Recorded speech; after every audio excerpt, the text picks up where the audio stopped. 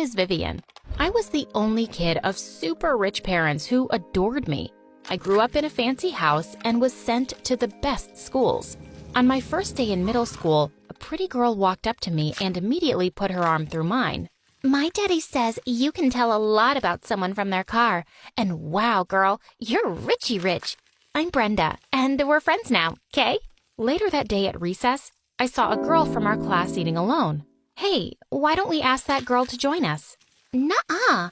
I told everyone we're bringing smoked salmon bagels for lunch, and she brought gross egg sandwiches. That's poor people food. No one in class is going to talk to her now. That's the rule. I'm sorry, but that's just the stupidest thing I've ever heard. I joined the girl at her table and swapped my lunch with hers while everyone gasped. I'd broken the rule. That day onwards, Brenda hated me with a vengeance.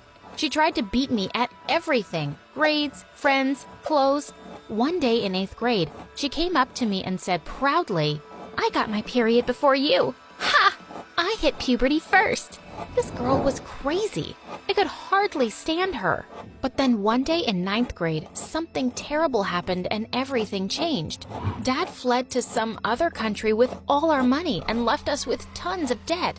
Mom had to pay it by selling almost everything we owned, including the house. By the next day, the news had spread across the school and Brenda came running to me. OMG, look at that. Super poor. Now that's one thing I can't beat you at. You're the clear winner here. But her laughter soon turned into cries when we discovered that my mom married her dad, and she was my stepsis now. What the freaking fish? You cannot be part of my family.